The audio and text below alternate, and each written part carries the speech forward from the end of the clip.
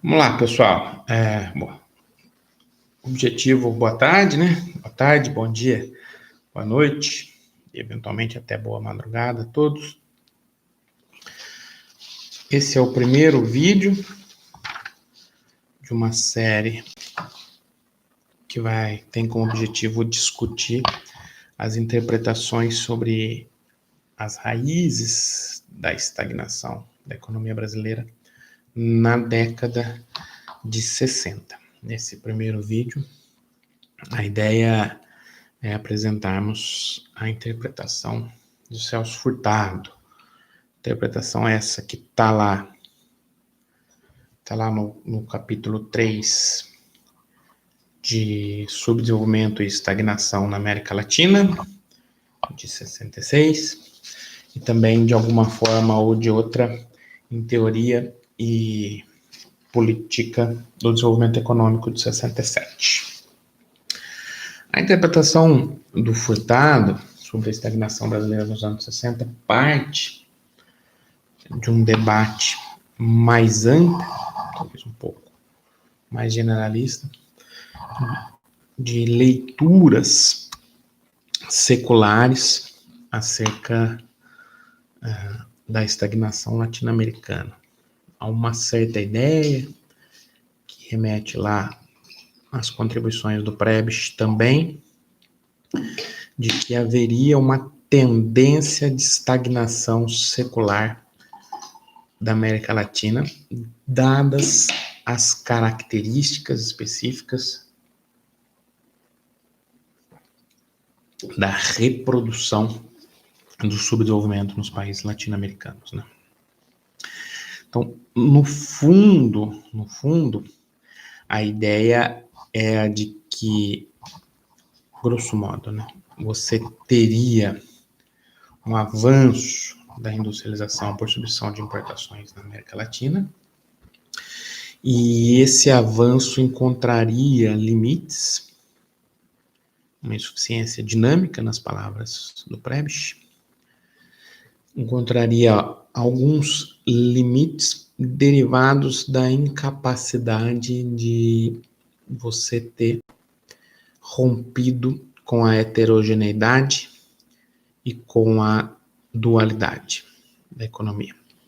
Ou seja, na medida em que avança-se a industrialização por substituição de importações, na medida em que avança a diversificação da estrutura produtiva, na medida em que avança a complexificação nas relações sociais, políticas, na configuração da ocupação espacial, nas economias latino-americanas, tudo isso acontece em paralelo à reprodução da desigualdade, da heterogeneidade. Tudo isso acontece em paralelo à não incorporação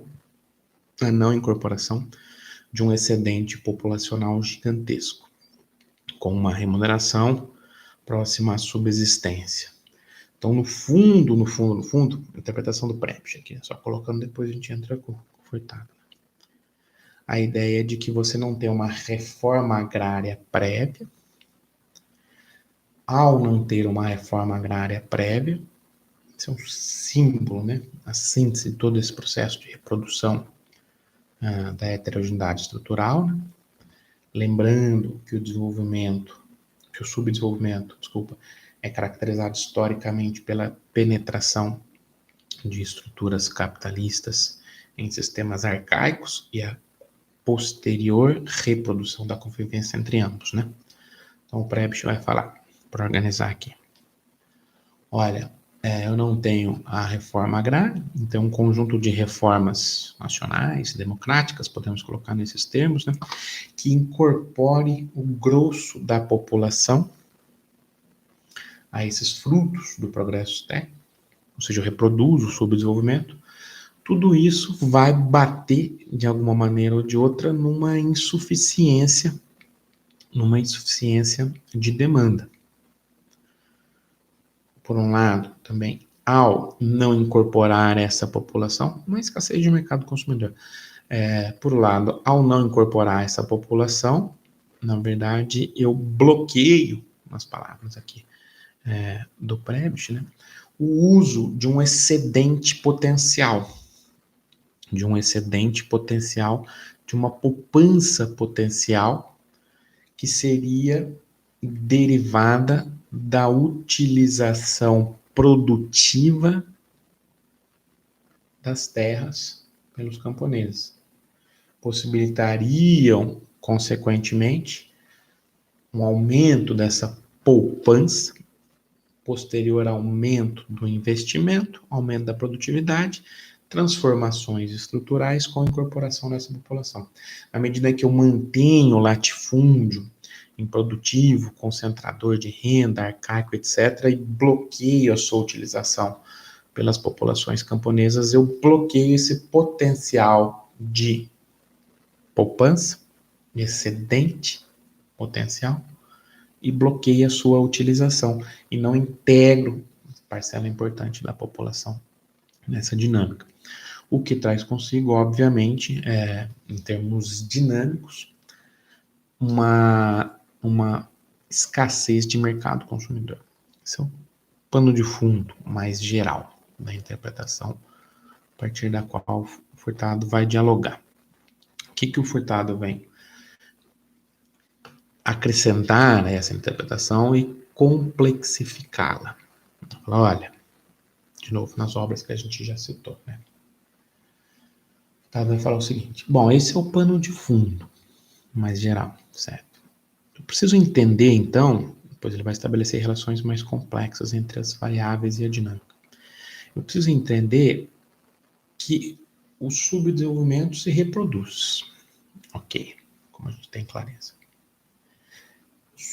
Reproduz-se mantendo-se a heterogeneidade estrutural, na dimensão social, produtiva, regional.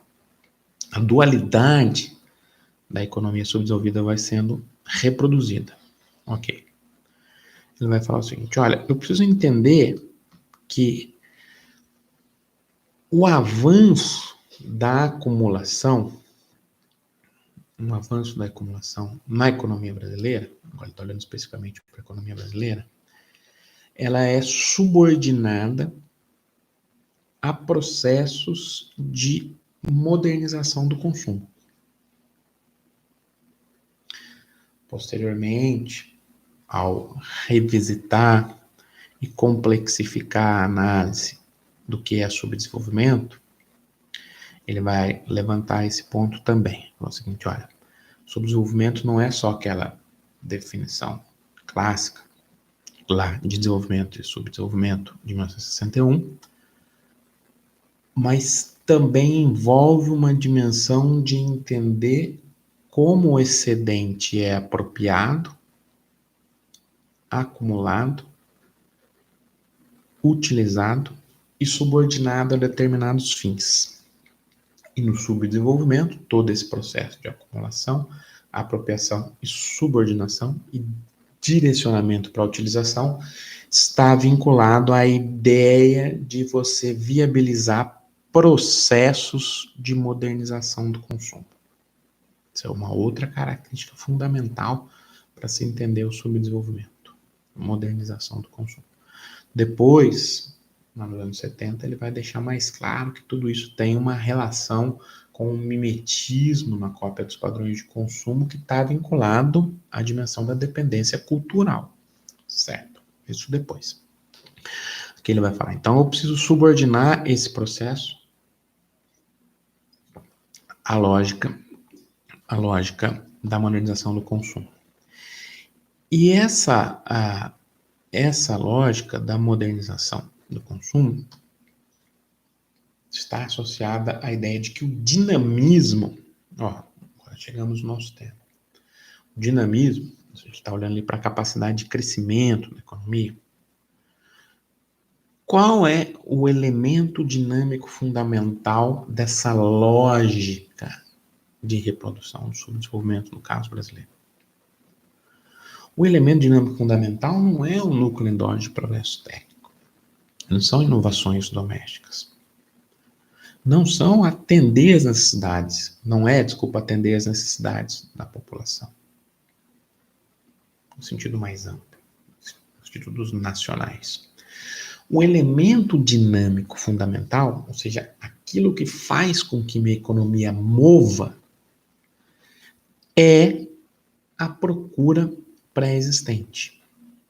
Ou seja, a lógica é, eu vou atender a procura pré-existente. Lógica da industrialização para substituição de importações. Então, eu tenho um potencial de demanda aqui pré-existente, por algumas características, como a gente sabe muito bem na interpretação dele, a partir da lógica dos choques adversos, eu não consigo atender essa demanda. Tudo isso vai empurrar, dado a estratégia adotada para fomentar, então, a industrialização, a um certo dinamismo da economia. Ok. Então, a ideia é, eu vou subordinar os processos de acumulação à modernização do consumo. A modernização conservadora. E o elemento dinâmico prévio vai ser a procura pré-existente. Certo? Aí o filtrado vai falar, olha, mas o que isso tem a ver com a estagnação? Na medida em que essa é a lógica da acumulação, essa é a lógica que pauta o dinamismo, ele vai falar, a apropriação do excedente, a sua utilização subordinada à lógica da modernização conservadora, da modernização do consumo, traz consigo uma determinada estrutura produtiva. Então, essa é a lógica. A gente está discutindo até agora. Essa é a lógica. Só que essa lógica, essa forma de pautar o dinamismo, a utilização do excedente, ela exige uma determinada estrutura produtiva. Determinadas formas de produção, determinadas relações entre as variáveis, determinada intensidade de capital para o trabalhador e assim vai. Termos mais simples. Se eu vou ter um processo de modernização conservadora, baseada no atendimento do consumo pré-existente, isso está muito vinculado, de alguma maneira ou de outra, a uma cópia dos padrões de consumo, ou que o NERC chamaria lá de efeito demonstração, a estrutura produtiva que vai resultar do meu processo de industrialização, qual é? A estrutura produtiva capaz de atender essa demanda. Ela vai ser montada subordinada a essa lógica. Não uma lógica de desenvolvimento nacional, no sentido de criar um núcleo de progresso técnico, por aí vai.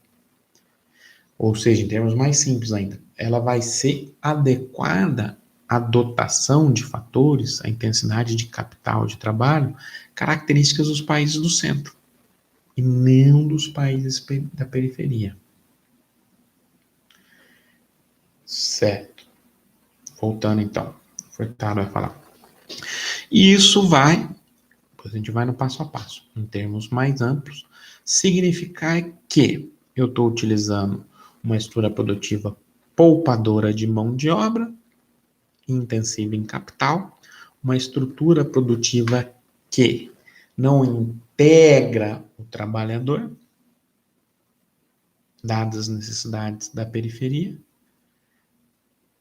e assim tem impactos na manutenção e acentuação da concentração de renda, no aumento da intensidade de capital para o trabalhador, na concentração do consumo no extrato cada vez menor da sociedade, e conforme eu vou avançando nessa industrialização, eu tenho dificuldade de substituir novos bens, tudo isso vai tendendo a levar a um menor dinamismo. Temos bem amplos, essa é a lógica dele. Agora a gente vai passo a passo explicar como ocorre essa dinâmica no nosso próximo vídeo.